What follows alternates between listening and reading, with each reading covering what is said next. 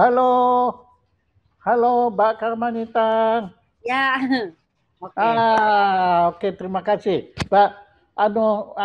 Terima kasih sekali Anda menyediakan waktu untuk berbincang-bincang mengenai eyang Anda, nenek Anda yang, aduh, itu sudahlah kalau bicara lagu anak-anak ya di benak saya nggak ada lain kecuali Ibu Sud. Nah, Amin.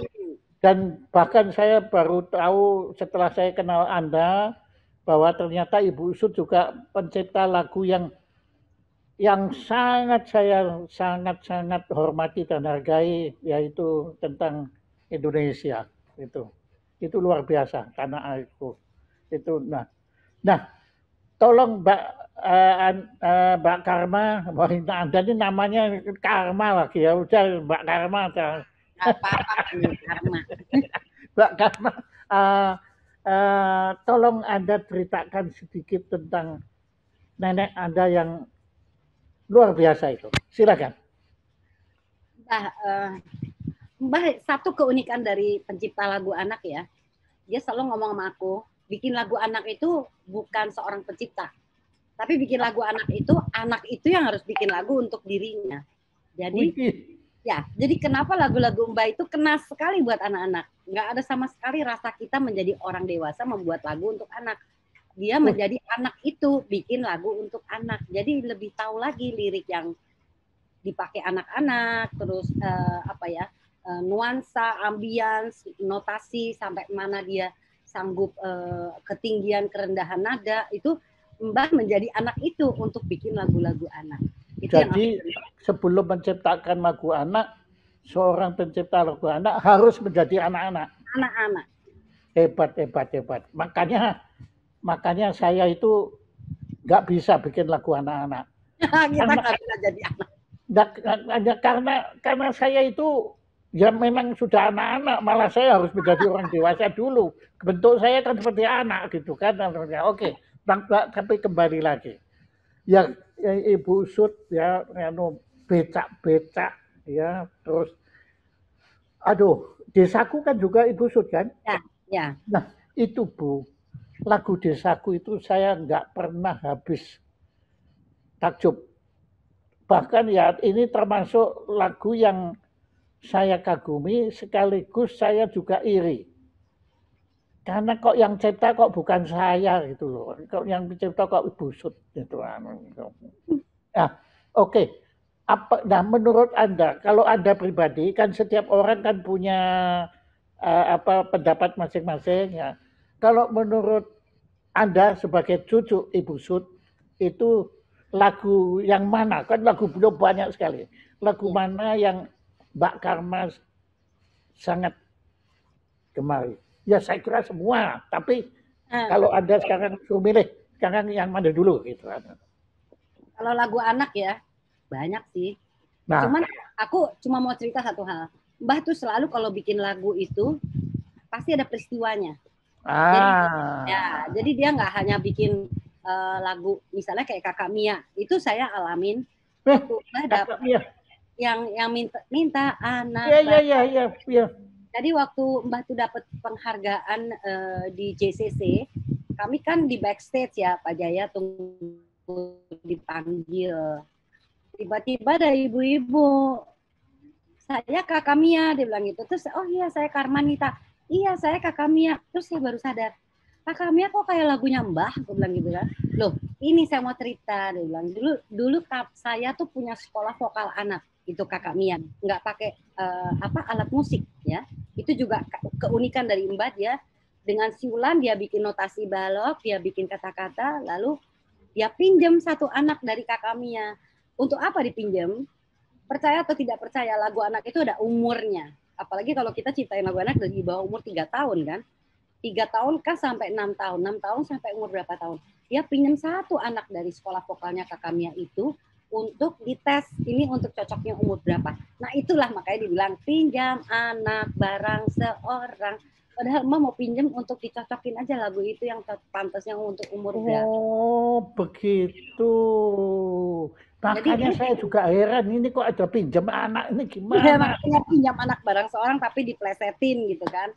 Hebat sekali. Wah, padahal itu ininya banyak banget kayak cerita tentang Bunga Tanjung aja. nah oke. Ya, Bunga Tanjung tuh udah pernah menang di Jepang ya waktu festival apa tuh teater anak dan musik di Jepang di Tokyo tahun berapa entah waktu itu Iramaya Sofa ya kalau nggak salah yang mainkan anak itu. Jadi ceritanya pada waktu hari ibu Mbah tuh kan lihat teman-teman sekolahnya pada kasih hadiah buat ibunya bungkusin kado. Dia nggak punya uang, dia tidur aja di bawah pohon tanjung, ya kan? Apa yang terjadi? Dia terbangun karena pohon tanjung kan bunganya lumayan besar-besar putih, itu pada jatuh ke kepala dia. Jadi Mbah berpikir susah amat, Mbah rangkai aja jadi kalung buat Mbah, buat ibunya. Jadi semua tuh ada ceritanya, apapun yang dia bikin. Anda pernah sempat berjumpa dengan nenek Anda, dengan Ibu Sun? Aku tuh hidup sama Mbah karena maksudnya malah hidupnya sama Mbah. Lebih lama saya kenal Mbah daripada ibu saya sendiri. Saya itu menjelang umur 50 tahun dia sudah meninggal. Mbah itu berapa puluh tahun kemudian. Nah, selama itu ya aku apa sama Mbah, hari Minggu sama Mbah, ada acara apa kita yang nganter Mbah. Mbah kan sering sekali ke istana, kemana. Jadi aku selalu yang nganter dia gitu loh. Dan itu udah jadi kayak rutinitas, yang lain nggak pernah dia tanyain. Tapi kalau ada apa-apa, Nita kamu nganter Mbah nggak? Jadi memang aku sebetulnya, makanya saya juga diwarisin batikan, tukang batik-batiknya dia ya karena dia lihat ya kan. Saya kenal Anda kan sebagai tokoh batik Indonesia. Nah, jadi Anda itu Mbah ini juga ahli batik.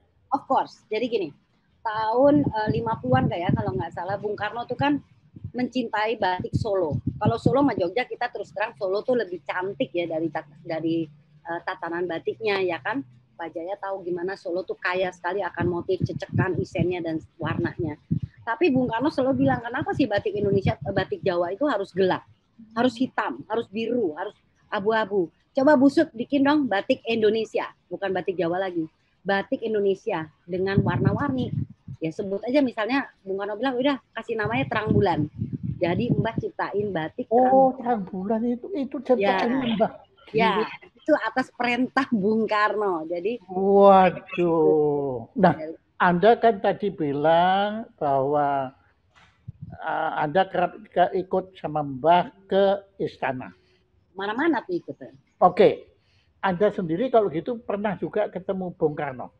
Enggak, itu udah zaman era Pak Harto kalau waktu saya antar-antar Mbah. Justru Pak Harto. Jadi waktu zamannya Pak Harto, Mbah juga masih sering dipanggil ke istana. Sering. Apa? Kenapa? Ya, zaman Bung Karno tuh aku lebih kecil lagi. Kalau dia kan dulu suka dekor Istana Bogor, Istana Cipanas, Istana Jakarta. Nah itu saya suka ikut sama kakak saya Rifa tuh karena ya ikut Mbah aja main di Bogor, dia dekor-dekor aku ikut. Nah kalau zaman Soeharto aku merasa ya Pak Harto itu sangat menghargai budaya, sangat menghargai histori, sangat menghargai karya orang. Yang aku nggak pernah lupa Mbah tuh dapat penghargaan mungkin 2 kali ya di zamannya Pak Harto itu, 2 atau 3 kali. Dan sangat budaya di saat itu sangat appreciated. Si pengkarya budaya itu juga sangat diapresiasi di zaman pemerintahan Orde Baru, so-called Orde Baru. Jadi sebetulnya saya nggak mau bilang Orde Baru, di zaman pemerintahnya Pak Soeharto. Lihat deh di zaman itu orangnya tepat yang dipilih untuk menerima penghargaan. Orang-orang yang tepat sekali yang pantas menerima penghargaan. Iya, karena dari Pak Harto. Iya, karena Pak Harto kan juga orang Solo kan, jadi dia tahu benar kan tentang tadi keindahan. Lucu lagi Pak Jaya, waktu Mbah meninggal itu ya, kami cucu-cucunya tuh dipanggil sama Butin ke rumahnya, makan siang tuh di rumahnya, jam makan siang gitulah. Nah itu Ibu Tin karena menghargai Mbah waktu itu pergi, kami diajak pergi, memang Tata Marta Pilar yang ngatur-atur itu. Lalu kita ke rumah Ibu Tin di Cendana, dia dengan simple, dengan baju dressnya yang bunga-bunga itu. Terus cucunya ya waktu itu Mami punya anak, itu pasang kaset nyanyiin lagu-lagu Ibu Sut. That's how she appreciate Ibu Sut. Wow. Ya, aku hargain sekali. Zaman itu betul-betul kita rasanya berharga sekali ya. Kayak Iwan Tirta kan berharga sekali rasanya zaman itu. Tapi ya nggak tahu now, I don't know. Iya, tapi minimal ya saya kan juga jaga lahirnya kan sebelum Orba. Iya. Tapi saya juga tetap menghormati Ibu Sud itu di atas segala-galanya ya. Jadi karena memang beliau bukannya layak tapi wajib dihormati dan wajib dihargai. Karena apa yang beliau perbuat untuk bangsa ini itu tidak ternilai, Mbak. Tidak ternilai. Anunya kalau pakai rupiah itu nggak ada hitungannya. Ya kalkulatornya nggak cukup itu karena itu akan keluar ya jadi error pasti yang karena saya kalau mendengar lagu-lagu Bu Sud itu luar biasa. Nah, Mbak kan tadi bilang bahwa kita punya seorang tokoh pemusik masa kini ya Profesor siapa Cut ya nah beliau katanya akan memainkan satu lagu. Oke, bisa sekarang nggak bawain lagunya itu Kereta Api kamu itu lucu sekali ya betul itu lucu sekali ya. Ayo dong Cut, Pak Jaya ini Mbak Cut ini Pak Jaya sepuh kita sepuh. Cut di unmute dulu belum di unmute, tolong di unmute dulu Pak Jaya. Unmute. Ini si Cut di unmute dulu. Oh, di unmute. Ya. Daya Indonesia. Bisa? Nanti tolong di unmute. Karena saya nggak ngerti caranya unmute.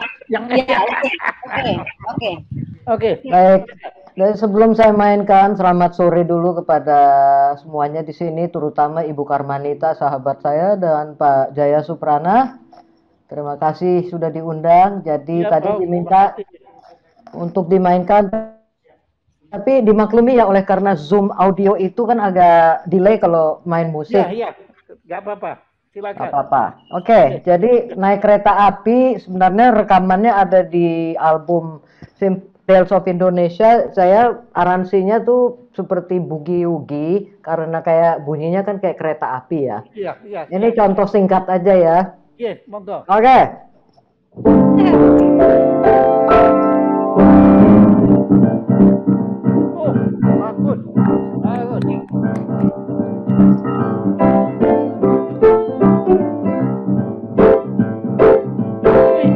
Bagus, Pak.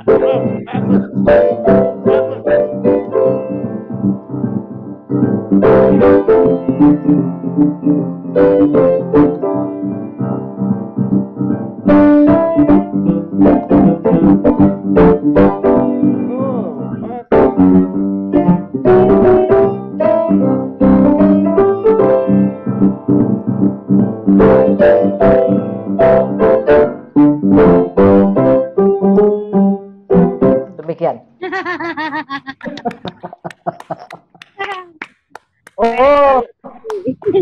Prof, hebat. Bravo.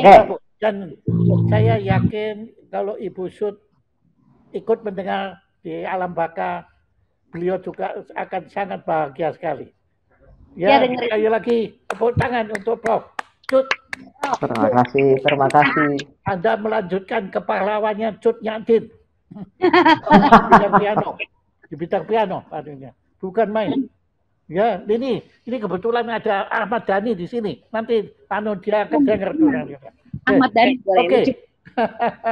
Nah, gimana? Ada lagi, Prof? Ada lagi Mbak Karmanita? Apalagi musik lagu ya. Ya seperti kita tahu kan lagu Tanah Air itu yang menghit dunia sebetulnya. Karena aku tahu juga itu lagu juga udah diorkestrasikan di Melbourne ya kan, di Sydney, di Austria. Terutama ADMS memang membawa selalu orkestra lagunya Tanah Air itu kala dia keluar. Tapi beberapa negara juga ada yang udah kayak Pulau Nuwun bukan untuk rekaman, hanya untuk pentas karena itu musiknya itu luar biasa, harmoninya sama kata-katanya sangat indah. Dan kenapa sih kita semua nangis ya kalau dengar lagu Tanah Air? Oh iya. Betul. aku sendiri kan ngalamin sekolah di Amerika hampir 7 tahun. Jadi kenapa kalau dengar lagu itu tuh pasti sedih gitu. Ada Nggih. cerita sih sebetulnya yang Mbah bercerita itu lagu dibikin sebetulnya tahun 60-an. Kala ini kebetulan ada cucunya satu lagi nih, Pak Gito nih ada di sini, anaknya Mang Udel. Tahu kan Pak Jaya? Jadi sebetulnya Mbah bikin lagu itu waktu lagi pas New York World Fair.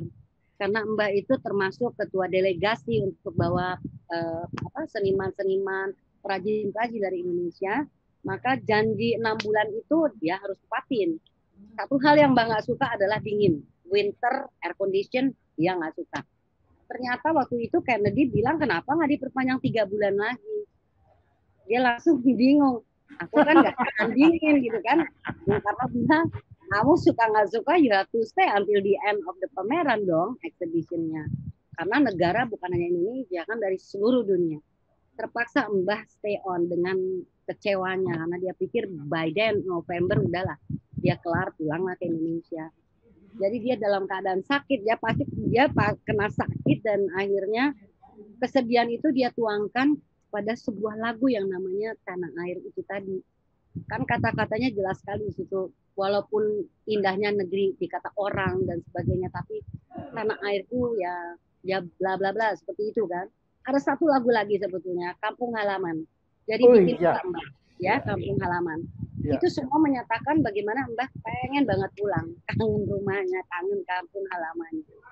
Nah itu lagu itu yang di saat dia lagi depres, mungkin stres udah pengen pulang. Nah mungkin kita kena itu lagu sedihnya itu karena dia bikinnya dalam keadaan memang sedih. Begitu Mbak Jaya. Iya, jadi karena beliau setiap lagu itu beliau hayati semua ya, sesuai dengan perasaan beliau. Ya. Nah, kalau boleh saya tahu latar belakang pembuatan lagu tadi yang dimainkan oleh Profesor Cut tadi, kereta api itu. Kereta api. Nah, itu apa? Anda kebetulan tahu nggak? Lucu.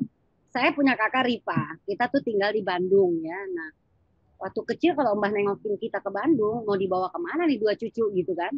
Yang paling gampang bawa ke Taman Kereta Api di Jalan Merdeka.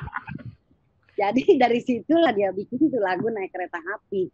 Yang simple-simple gitu tuh sebetulnya. Iya. Tapi nggak kepikiran gitu ya. Jadi dia bikin lagu itu waktu dia bawa kita jalan-jalan. Iya, karena lagu kereta api ini mengingatkan sekali lagi kepada mahakarya Ibu Sud, yaitu hujan. Tik, tik. Ya. Nah hujan apa ada lucu. Mbah kakung aku itu ya, suaminya Ibu Sud itu, Pak Bintang Sudibyo itu, he travel a lot, almost like never home gitu ya. Dia travel, dia businessman yang lumayan maju di zaman itu. Jadi dia sering banget keluar kota, keluar negeri. Apa yang terjadi kalau ada bocor-bocor di rumahnya Mbah di Menteng, terus siapa yang mau betulin genteng? Ya udah dia naik tangga sendiri, naik genteng dia betulin sendiri gentengnya. Itu kenyataan. Jadi Mbah orangnya memang agak-agak dipanggilnya nenek jengki. Dia selalu pakai celana slack gitu panjang, nggak kayak mami-mami gitu, enggak. Mbak tuh agak tomboy ya Mbak orangnya. Dia tiba-tiba dengan kebaya dan sanggul kalau dia mesti resmi. Tapi kalau hari-hari Mbak tomboy banget ya. Oh, ya. Ya saya tuh kan bayangkan Bu Sud itu ya seperti Ibu Kartini gitulah. Enggak, sama sekali enggak. Mana Gito nih sepupu aku. Gito gimana Mbah? Ayo di-unmute nih Tresnawati Gito. Kita dengan komennya Mbah dari Gito. Tolong di-unmute dong yang Tresnawati Gito. Waving Git. Gito waving. Di-unmute dulu dong. Unmute coba. Yang Tresnawati. Yang Pak Gito ini loh. Tresnawati. Tresnawati Gito. Bisa? Sudah? Yang mana? Loh, gimana? Tolong kasih tahu. Tresnawati Gito itu loh. Di sebelahnya Prof. Cut. Tolong kasih tahu gimana? Unmute. Kita unmute. Coba di unmute. Kita di unmute. Gimana? Loh, katanya ngambilnya dari situ. Oh, gitu, di-unmute, gitu. Di-unmute. Kayaknya nggak bisa ya, harus dari operator. Nah, Nah, Bisa. udah. Ya. Nah, ayo Selamat gitu. sore Pak Jaya. Nah, mana. ini anaknya Mang Udel, Pak Jaya. Oh, Ibunya Gito itu anak Ibu Sud yang tertua. Iya Pak Jaya. aduh. Terima kasih ketemu. Ya, kalau- Soalnya saya yang paling tua nih, cucu Ibu. Waduh. Mbah nomor 1. Aduh, kalau Ayo, Gito. jadi ada putra sulung atau dari Mang Udel? Ya, gimana ceritanya? Ada ya. itu putra sulungnya Mang Udel. Ya. Oh iya betul, terima kasih. Waduh. Ibu saya itu anaknya Ibu Sud yang pertama. Oh, jadi Ibu Anda adalah kakaknya Mbak Karmanita. Iya betul, kakaknya Dan ibunya kemudian Karmanita. menikah dengan Mang Udel. Mang Udel. Betul sekali. Ya ampun. Ya itu nggak tahu gimana bisa begitu. Menikah tahun 49 mereka. Oh, Jadi bukan main. Terus, ya sudah nyambung. Anda sendiri juga pintar main itu? Enggak. Saya nggak terlalu. Cuma seadanya aja sih bisa. Tapi bisa ya. Sedikit-sedikit ya. Dulu Bapak suruh belajar ukulele, ya seadanya aja gitu. Sayang ya. Gede lah. Ukulele ya memang begitu kan. Itu menurut saya alat musik yang seadanya itu ukulele, Bapak. Ya.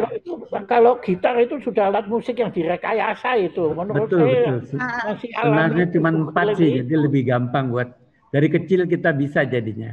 Iya. Main Saya ukulele. itu dulu waktu mendirikan band bocah, itu alat musik saya pertama itu harmonika mulut dan ukulele. Ya. Dan marakas. Ya, marakas juga gampang.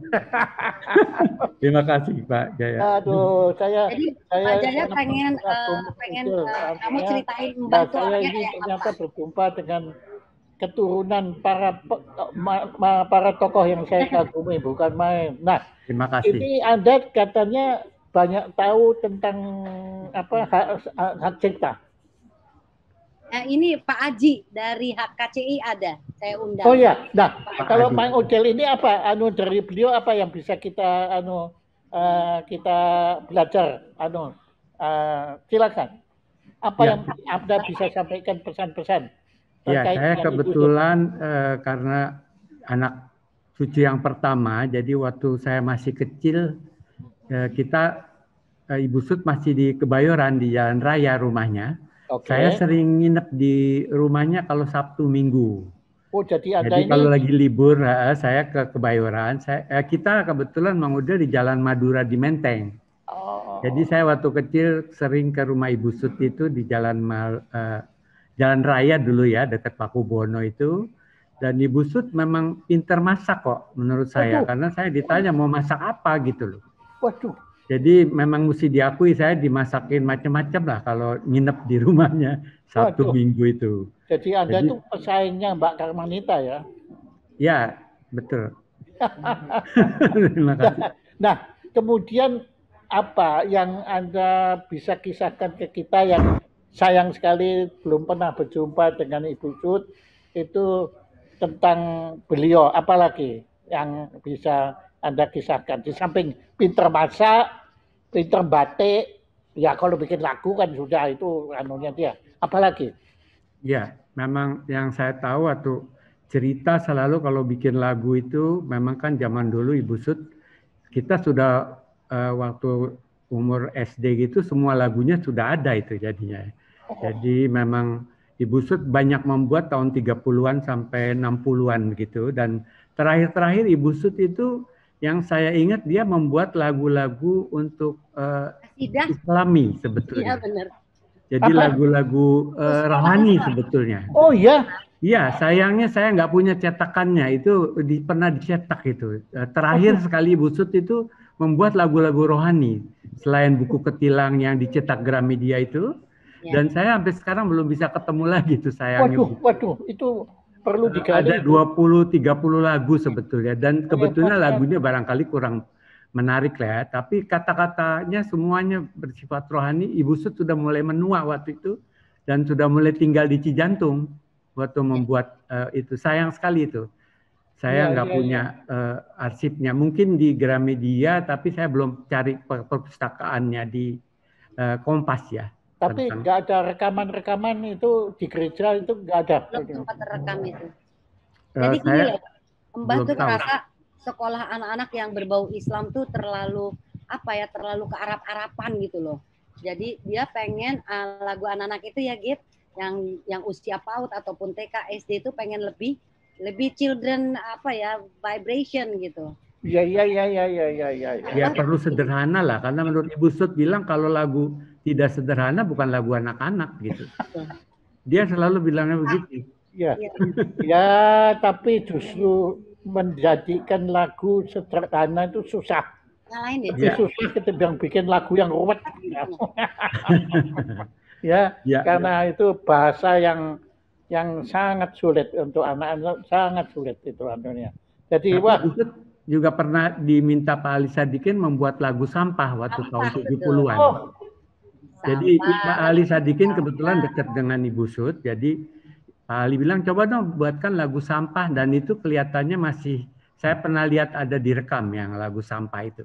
Waduh, bukan main. Dan ya memang sekitar 70-an itu tentang sampah itu memang itu permintaan dari Pak Ali kebetulan. Tahu nggak kenapa Git? Waktu itu kan pernah banjir juga depan rumah kita di Jalan Madura. Itu untuk pernah banjir loh. Ya memang sampah kita waktu itu. Iya. Jadi Pak Ali bilang coba Bu Sud bikin lagu tentang sampah karena kalinya mampet sama sampah waktu itu ya Git ya. Ya betul.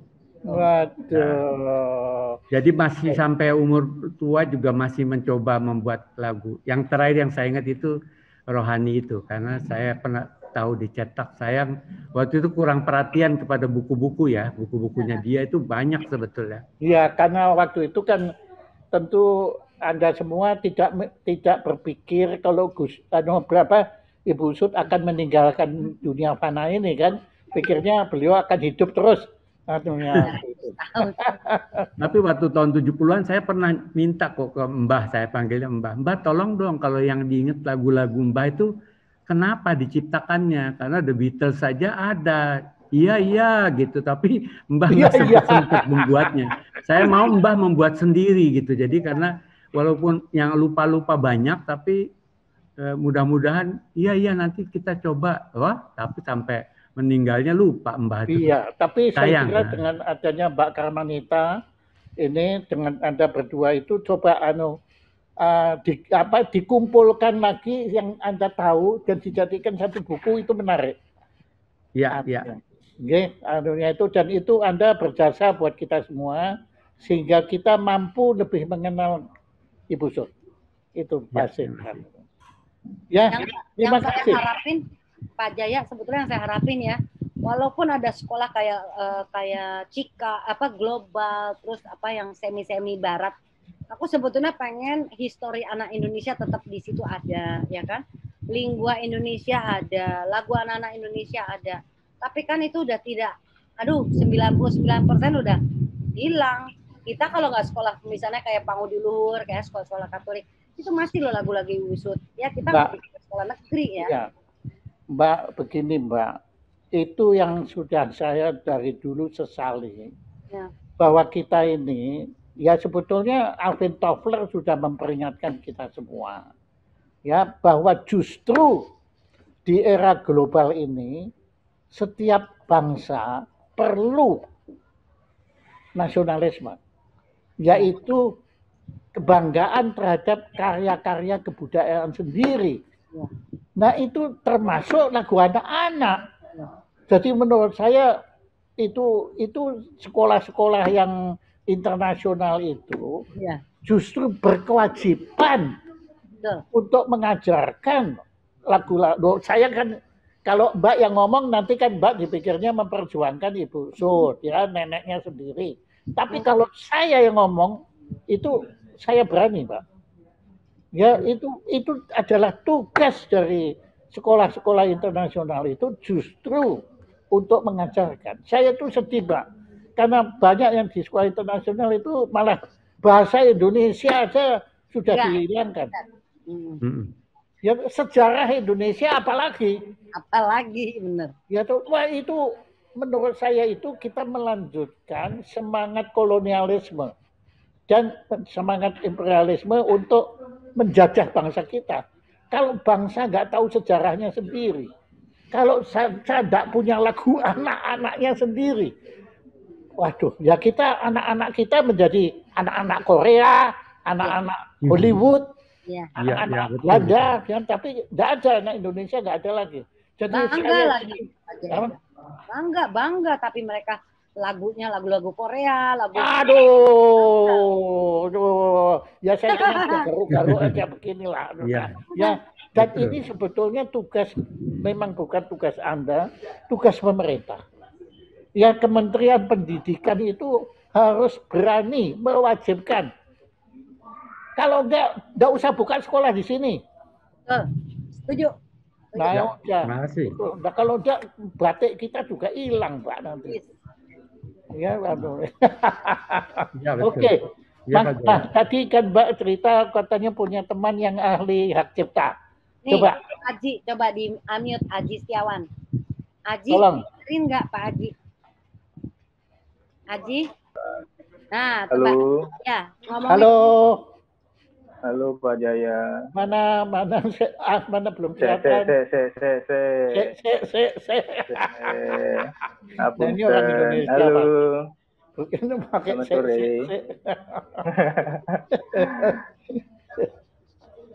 Mana Kelihatan, Pak Jaya. Kelihatan Ya. sudah. Halo Oke. Pak Jaya. Halo, apa kabar? Selamat Ternyata Anda sore. masih muda. Saya pikir saya sudah opa-opa Anda ini. Oke. Masih kecil saya, orang saya ini Bunita.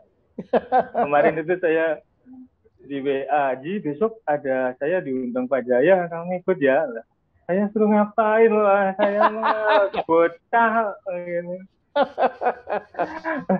Iya, Oke. ngomong apa, saya nggak ngerti apa-apa, Bu, Ya. aku gitu kan, Pak. Tapi terserah Anda mau merendahkan diri, terserah itu hak Anda. Cuma Mbak Karma tadi bilang bahwa Anda ini saya justru harus belajar dengan Anda mengenai hak cipta anak-anak. Sebab menurut lagu anak-anak bukan anak-anak lain lagi kalau cipta anak. Hak cipta lagu anak-anak. Nah, katanya itu beda dengan lagu bukan anak-anak. Sebenarnya sama ya Pak, kalau masalah hak cipta itu kan bahwa hak itu kan milik hak eksklusif untuk seseorang atau pencipta itu dia hak eksklusif. Cuman yang membedakan adalah hak moral dari lagu-lagu anak-anak ini yang spiritnya kan pasti akan beda dengan genre-genre yang lain. Oke. Yang mungkin itu dari sisi hak moralnya yang ada kelebihan. Kurang lebih kalau dari sisinya di situ. Tapi kalau dari sisi hak ciptanya sendiri ataupun hak ekonomi itu sama saja semuanya. Oke. Nah, hak moralnya. Ya, di hak moralnya saja. Jadi pengertian yang sejauh saya tahu ya perbedaannya di situ karena kan spirit untuk anak-anak itu dengan spirit lagu-lagu dewasa atau mungkin spirit sebenarnya itu identik dengan kayak lagu-lagu rohani ya Pak, maksudnya kan di situ. Jadi ada berdasarkan genre-genre itu kenapa yang membedakan lagu anak-anak di situ. Saya pikir pemahamannya di situ.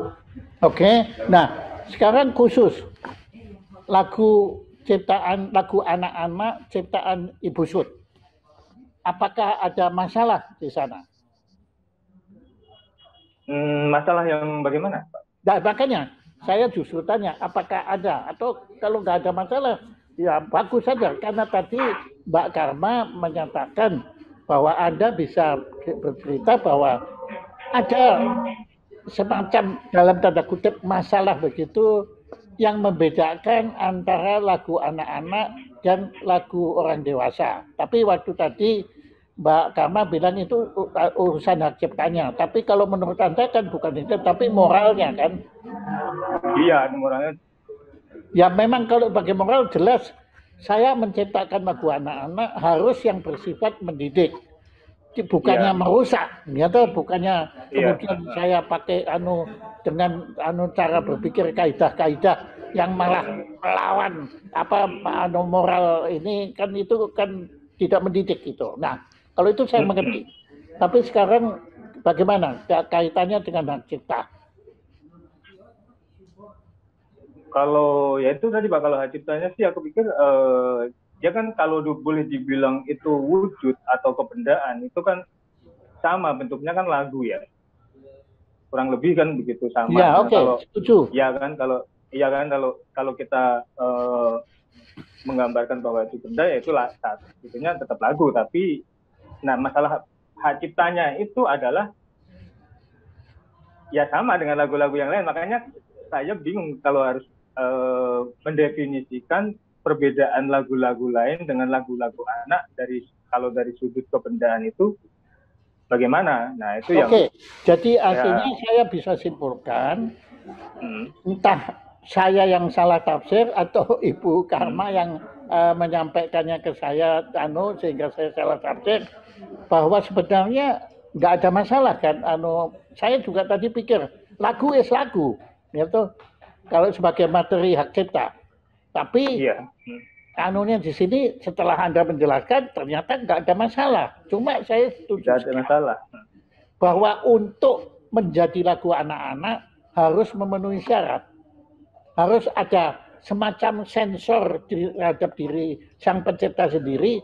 Nah, ini baik apa enggak untuk anak-anak gitu. Iya. Betul kan? Iya. Jadi ya, ini bukan hak cipta tapi kewajiban mencipta justru. Moral, Pak. Iya, ya, kewajiban moral itu. Ya. Nah, sekarang kalau gitu artinya Ibu Sud, lagu-lagu Ibu Sud sebenarnya juga dilindungi oleh hak cipta, jelas kan? Jelas Pak, kalau itu kan sudah menempel pada penciptanya Pak, itu kan ada di dalam Undang-Undang Hak Cipta nomor 28 ada. Lagu Ibu Sud sama saja dengan lagu Ismail Marzuki, sama lagu W.R. Supratman dan lain-lain, bahwa beliau-beliau punya hak cipta yang dilindungi secara legal. Iya. Betul. Sama. Nah, kalau saya tidak salah, yang Ismail Marzuki yang saya pernah membuat satu serial komposisi tentang Ismail Marzuki ini, beliau dilindungi, setiap lagu dilindungi selama 50 tahun setelah beliau meninggalkan dunia fana ini. Jadi gini Pak, Undang-Undang nomor 19 tahun 2002 memang periode hak ciptanya hak ekonomi ya Pak, itu 50 tahun setelah maksudnya selama pencipta hak cipta itu dimiliki selama pencipta masih hidup plus 50 tahun setelah meninggal. Nah, tahun 2014 undang-undang itu ada penyempurnaan di nomor 28. Dan untuk periode hak ekonominya itu bisa dimiliki ahli waris itu 75 tahun setelah pencipta meninggal. Jadi ada penambahan 25 tahun. Kurang lebih begitu. Oke. Oh, jadi ada tambahan 25 tahun. Iya, ada penambahan 25 tahun. Itu tahun berapa? Tapi kalau hak moralnya itu selamanya akan di situ, Pak. Jadi kurang lebih misalnya W.R. Supratman itu kan sudah mungkin hak ekonomi ini sudah nggak ada, itu istilahnya public domain ya Pak. Tapi untuk hak moralnya itu selamanya akan punya Pak W.R. Supratman. Iya, sama gitu. Seperti semua lagu Ibu Sud harus kita akui sebagai lagunya Ibu Sud, kan nggak boleh kita bikin sendiri kemudian kan. Iya toh begitu. Iya benar. Nah, sampai sekarang ini saya mohon maaf karena saya tidak tahu meninggalnya Ibu Sud. Itu berapa? Nah, apakah beliau ahli waris beliau masih punya hak cipta atas itu? Kalau tidak salah meninggal tahun 92 ya, Bu Karmanita ya? Halo Bu? Masih Pak, kalau sampai sekarang masih. Makanya. Hak ciptanya itu, iya. Jadi masih. Berarti ahli waris beliau, Ibu Sud, masih punya hak ekonominya masih punya ya? Ya, pokoknya masih ada. Ya kalau ada berjalan ekonominya ya masih tetap pakai 75, mungkin udah berapa puluh tahun nih sekarang. Itu. Yap. Kalau dari 93 berarti baru 28 tahun. Kalau kita tuh gini loh Pak Jaya, Oke. whatever kita bicara ekonomi ya, jadi akhirnya kembali lagi gini. Yang penting lagu anak itu masih terus diturun-temurunkan karena lagu Ibu Sud dari mulai apapun itu adalah mendidik anak dari umur di bawah 3 tahun. Nah, tadi bilang lebih soal moral. Ada lagu-lagu yang anak-anak tuh tergila-gila suka. Saya nggak berani ngucapin siapa penciptanya. Tetapi kalau dengerin kata-katanya, Masya Allah, ini mendidik atau bukan. Tetapi itu menjadi hit karena anak-anak suka. Nah, itu kan bingung ya menentukan ini layak atau tidak dapat hak cipta atau gimana. Tapi penciptanya ada. Aku bingung tuh. Karena banyak sekali lagu-lagu anak yang diciptakan oleh orang-orang yang menganggap ini lagu anak gitu, padahal lagu itu sama sekali bukan lagu anak. Aku bingung, tahu kan maksudnya Pak Jaya? Banyak loh yang kayak begitu. Jadi alangkah senangnya kalau lagu-lagu Ibu Sud masih tetap kita dengar di mana-mana, never mind gitu loh. Karena kita sesungguhnya ingin anak-anak Indonesia tetap terdidik dengan moral bangsa Indonesia yang baik, dengan anak-anak Indonesia yang Indonesian kids gitu loh. Oke.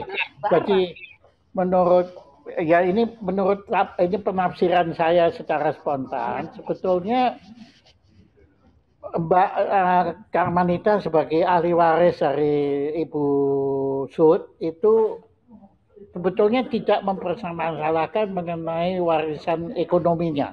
Nah, gimana ya? Tapi ada menghendaki supaya lagu warisan Ibu Sud ini dipertahankan moralnya supaya menjadi patokan untuk lagu anak-anak yang lain. Betul? Ya, betul. Di sekolah di mana terus aja itu masih harus dipakai terus gitu. Iya. Iya kan? Iya. Itu sedih banget tiba-tiba ada anak kecil nyanyi One Day Over the Rainbow. Saya aja nggak sanggup tuh. Tapi anak kecil dipaksakan harus bisa nyanyi One Day Over the Rainbow. Oh my God, gitu loh. Benar nggak sih Pak Jaya? Kalau itu karena lihat film-filmnya anak-anak tentang... Oke Mbak, saya dukung Anda. Ya, itu pasti itu sudah. Loh, saya mengagumi lagu The Rainbow tadi itu saya mengagumi. Tetapi kalau sudah bicara di sekolah, ya yang diajarkan tutut itu bukannya rainbow gitu loh. Itu yang Anda idamkan kan? Iya. Oke. Ujuk. Jadi saya kira ini Mas tadi Mas apa yang nah ini Mas jadi ternyata demikian Mbak Mas yang sebetulnya kehadiran Anda di sini yang kita butuhkan itu adalah apakah Anda mendukung yaitu sukma yang diwariskan oleh Ibu Sud itu dipertahankan sebagai pedoman untuk orang-orang yang bikin lagu anak-anak, termasuk menjadi pedoman untuk kurikulum pendidikan musik di sekolah-sekolah. Silakan. Iya sih Pak, jadi mengingat perubahan zaman kayak sekarang juga di mana lagu-lagu yang lama, ya kalau boleh dibilang lagu-lagu saya saat kecil ya. Jadi lagu-lagu yang istilahnya mendidik itu sekarang itu jarang lagi terdengar. Jadi anak-anak sekarang itu lebih nyanyi-nyanyi lagu yang boleh dibilang maaf agak vulgar malah ya, yang mungkin yang diremix tapi terus jadi viral. Nah itu kebanyakan malah anak-anak menyanyikannya lagu-lagu itu. Nah, iya, jadi di sini perlu tendensius atau perlu perhatian pemerintah sebenarnya ya Pak. Yes. Jadi bagaimana lagu-lagu anak-anak atau lagu-lagu tradisional yang merupakan jati diri bangsa, kekayaan daerah itu bagaimana dieksplor lagi. Jadi biar pertama tidak hilang, kedua juga anak-anak itu juga biar tidak terlalu terkontaminasi sama budaya-budaya yang kurang pas sebenarnya buat kita. Ya. Terima kasih. Terima kasih Mas. Terima kasih Mas enggak kalau saya mengatakan. Tapi karena begini, saya bisa bicara pengalaman saya. waktu saya mengajar musik di Jerman. Saya akan terus terang kan di Indonesia kan seperti lagu-lagu Natal, kita kan lebih kenal lagu-lagu seperti White Christmas, Jingle Bell, itu kan anunya situ. Tapi saya waktu di Jerman, Jerman itu kan negara Nasrani, anunya, wong kalau hari Minggu itu, aduh kuping saya budek karena lonceng gereja, kloneng begitu ya. Tapi Pak, kalau hari Natal lagu yang diputar itu nggak ada Pak. White Christmas itu nggak ada di sana. Ya, nggak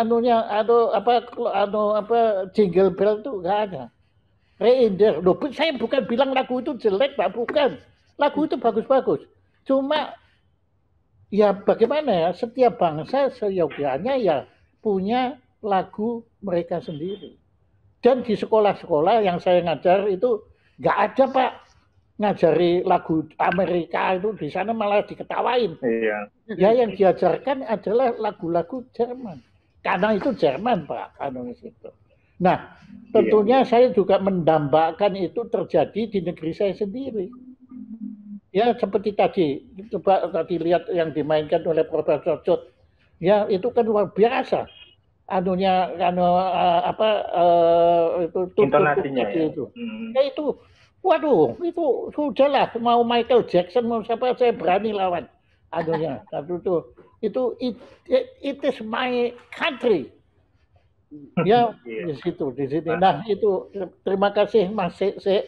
Ya saya tahu Anda mendukung kita semua itu walaupun tadi kita masuknya itu keliru dari hak cipta padahal kita maunya bicara tentang hak moral itu tadi. Terima kasih. Ya. Nah, Mbak Karma. Nah oke, Mbak Karma begini. Waktu yang membatasi kita. Nah, tapi saya yakin saya masih banyak yang belum saya tanyakan mengenai Ibu Sud. Nah, Anda yang lebih tahu. Apa yang kita belum tahu mengenai Ibu Sud yang kita menurut Anda perlu tahu? Silakan, Mbak. Aduh, apa ya? Nggak tahu apa ya, Mbak. Kalau aku sih Mbah tuh orangnya ya, aku agak mirip-mirip kali ya sama dia, nggak ada yang dipretensikan. Mbah orangnya apa adanya, Mbah orangnya nggak neko-neko, dia hidupnya sederhana, dia orangnya nggak, Mbah Indonesia gitu aja. Kalau kita, Mbah tuh Indonesianya luar biasa, makan pun nggak bisa di luar sayur asem, sayur lodeh gitu. Nggak ada tuh dia nyoba-nyoba gitu kecuali makanan Belanda kali. Iya. Nah itu, Mbak Indonesia aja. Lain dari itu saya kira enggak ya Mbak, orangnya juga nggak pernah marah, aku nggak pernah dengar dia marah. Sama tukang-tukang batiknya juga aku nggak pernah dengar dia marah. Mbak orangnya Mbah ya, buat kita dia bukan kayak Mbah, dia kayak teman kita. Mbah tuh, Mbah bisa nyatu manana sama siapapun di umur siapapun. Aku senangnya Mbah gitu. Aku bawa temen siapapun udah sering banget bergaul sama Mbahku. Dan mereka seneng nyamperin Mbahku tanpa aku pun pada mampir nyari Mbah. Mbah tuh kayak gitu orangnya. Bisa berteman, jadi bukan kayak nenek-nenek gitu Pak Jaya. Enggak nenek-nenek sama sekali enggak. Oke, ya. Tapi Mbak, saya kira saya kagum juga terhadap Anda. Saya tahu Anda kan mengidap suatu beban kalau saya sebut dengan perkataan bukan nanti negatif, satu beban penyakit yang sebetulnya ya cukup parah, tetapi saya lihat ini Anda ini justru di masa corona yang sangat berbahaya ini, loh kok Anda malah kelihatan makin semarak, makin seger, dan Anda nggak pernah kehilangan semangat hidup ya. Kan mau ketemu Pak Jaya dong, Dan. Alah, mau kosong enggak. Itu pasti kan Anda mewarisi semangat hidupnya Mbak kan? Ya, mungkin darah saya senimannya cukup kencang ya, jadi beban banyak Pak Jaya, apalagi dalam tengah kayak gini. Kita punya pegawai ya, masa kita PHK kan gitu loh. tukang batikku juga lebih banyak nganggur. Cuman aku selalu punya harapan bahwa nggak selamanya sih seperti ini. Jadi kalau dibilang kok saya cerah, kok saya gini ya, beban mah banyak banget ya teman. Masa mau ngomongin diriku sendiri, aku tuh kalau punya orang duit banyak kayak Mbak Imwong tuh, Pak Jaya ngasih-ngasih orang di jalanan, ikut-ikut bagi-bagi ini sebanyak-banyaknya gitu loh, bukan suatu waktu malah sebanyak-banyaknya. Nah itu jadi punya pikiran seperti itu, jadi ada duit terus ya untuk bagi-bagi juga kan seneng ya. Mungkin kita cerahnya mungkin karena ya percaya besok masih ada hari lebih baik daripada hari ini. Gitu, Terima kasih Mbak, Anda menyemangati saya semua. Sama Mbak, saya kalau setiap hari bangun itu, kalau bangun tidur, saya cuma, bersyukur. Kok saya masih hidup? Iya. Ya, tadi makanya Ibu Mbak tanya, apa kabar Pak? Masih hidup? Ya, itu buat saya sudah Alhamdulillah ya. Segala-galanya, dan apalagi ketemu orang yang tidak kenal putus asa seperti Anda. Itu menjabarkan kita semua amin, hidup, dan insya Allah acara ini akan menyadarkan kita semua peran Ibu Sud dalam pendidikan itu luar biasa Pak. Ya, musik ini kan alat, tapi sebetulnya Mbah itu mengajak bangsa kita untuk menghargai apa yang kita miliki ini. Bukannya kita lihat yang ke tempat jauh sana, tapi yang apa yang kita miliki. Mulai dari tik-tik-tik hujan sampai tut-tut-tut, burung kitilang, desaku, ya kampung halaman, dan lain-lain itu. Itulah negeri kita. Mari cintailah Indonesia. Betul. Amin. Mas, sini. Siapa? Saya mesti. Apa sini? Oh, Ahmad Dhani, halo. Lu ya Pak Jody juga mana? Ayo. Sini. Mari. Mas Jody, sini. Enggak mau saya kenal ini, mau saya kenalkan sama ini. Ini dia ini penerusnya. Nah, ini pakai topi ini loh. Mbak, mana? Sini. Mas Jody mana? Pak Jody.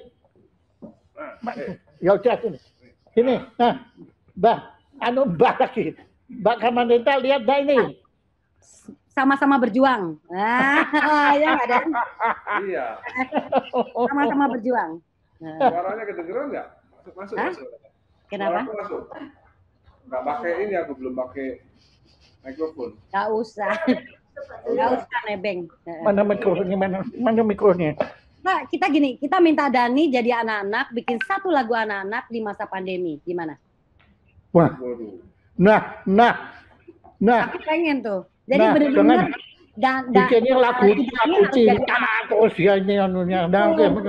Coba sekarang jadi anak baby kecil di bawah umur 5 tahun ya, Dhani bikin satu lagu anak tapi yang fun tentang si corona ini. Kenapa enggak gitu loh? Gak apa-apa, nanti kan aku ikut-ikutan aku ikut serta dalam ide ini, nggak apa-apa, jadi lucu kan? Nggak apa-apa kan? Dhani bikin lagu anak mana mungkin gitu kan? Nggak apa-apa Dan, ayo coba bikin lagu tante-tante biasanya. Lihat tuh, kan gitu itu parah Mbak ini. Mbak gitu, kalau kamu enggak loh. Gimana? Kita perjuangan kita melepuh, dah. Buat Aduh Mbak, tolong ditanggapi serius tolong. Oh iya, lagu anak-anak. Nggak boleh tanggap ya, dia nggak boleh diseriusin. Ya, siap ya Bang. Siap. Mas Dhani ya. Siap. Ya dah, nanti tunggu berapa lama? Pokoknya sampai corona belum pergi aja. Nah. April katanya. Udah pergi April. Jangan gitu Dan, lu jadi anak-anak, jadi anak lo yang perempuan deh, yang kecil tuh. Jadi lagu lo nggak lagu orang gede gitu. Oke, kalau nggak akan selesai ngomongnya ini kalau sama Mas Dhani. Udah sama. Oke, sekali lagi kita ucapkan terima kasih, tepuk tangan untuk Mbak Karma.